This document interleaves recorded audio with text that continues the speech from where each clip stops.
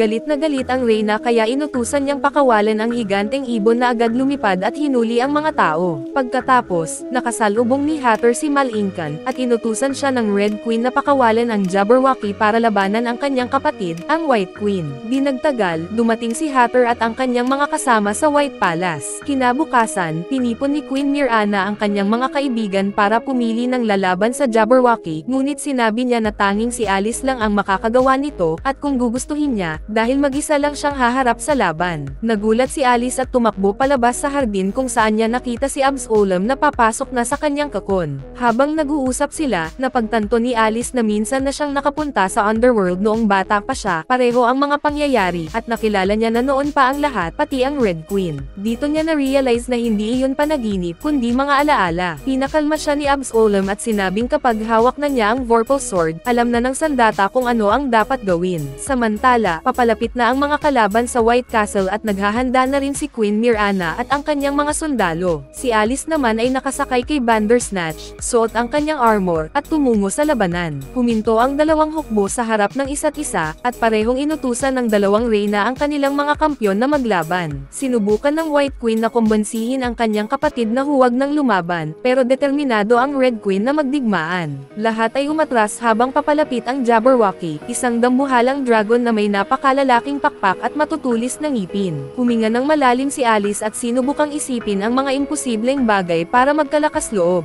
Habang nagsasalita ang halimaw tungkol sa Vorpal Sword, ang dating kalaban nito, sinamantala ni Alice ang pagkakataon at sinugatan ang dila ng Jabberwocky. Galit na gumanti ang halimaw at tinamaan si Alice, dahilan para siya ay matamba. Tinangkang tapakan ng Jabberwocky ang dalaga, ngunit mabilis siyang nakailag. Muling umatake si Alice at sinalubong siya ng kidlat mula sa halimaw, pero nasalag niya ito gamit ang kanyang kalasag. Naniwala siya na kaya niyang talunin ang nilalang, kaya't sunod-sunod siyang umatake at mabilis na umiwas sa bawat hampas nito. Ngunit isang malakas na bug zone ng atake ang nagpatalsik kay Alice at nahulog ang kanyang espada. Habang abala ang Jabberwocky, tinangkang iligan ni Hatter ang halimaw at inutusan ng Red Queen ang mga sundalo na sumali sa labanan, kaya tuluyang sumiklab ang digmaan. Nakuha ni Alice muli ang kanyang espada at tumakas sa gitna ng mga guho ng labanan. Samantala, tinangkang hulihin ng higanteng ibon sina Mouse at ang aso, pero nabaril ito ni Mouse sa mata. Gumamit ng catapult ang mga sundalo at tinamaan ng malaking bato ang ibon, kaya ito ay bumagsak. Habang nagtatago si Alice sa likod ng mga haligi, biglang lumitaw ang Jabberwocky sa likod niya. Nakatakas siya at umakyat sa hagdan, ngunit naroon na rin ang halimaw sa itaas. Nahulog siya sa gilid ng bangin ngunit mabilis nakaiwas sa susunod na hampas. Samantala, tinamaan ni Hatter ng kanyang sandata ang mata ng isang knight at nabulag ito sandali, sapat para mapatamba niya ito. Umatake muli si Alice, umakyat sa leeg ng Jabberwocky, at nang ihagis siya pataas ng halimaw, sinamantala niya ang pagkakataon. Sa isang mabilis na hampas ng Vorpal Sword, naputol niya ang ulo ng Jabberwocky. Napatigil ang lahat. Si Hatter, na muntik nang patayin si Knave of Hearts, ay umatras at hindi na itinuloy. Ngunit galit pa rin ang Red Queen at inutusan ang isa sa mga sundalo na pugutan ng ulo si Alice. Subali, tumanggi na ang mga sundalo, dahil natalo na ang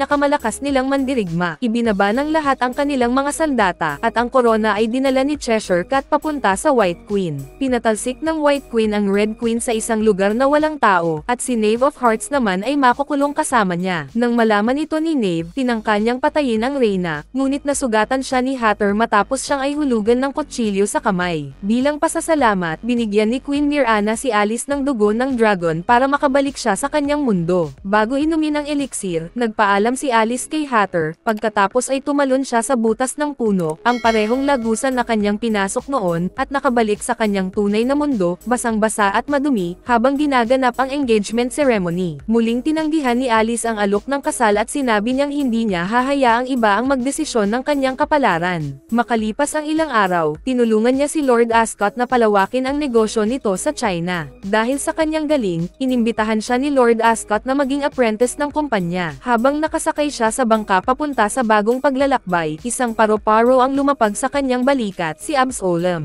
So, ano ang masasabi ninyo sa pelikulang ito? Ay comment lang sa ibaba, at kung nagustuhan ninyo ang video, huwag kalimutang i-like at mag-subscribe para sa mas marami pang movie recaps. Kita-kits sa susunod.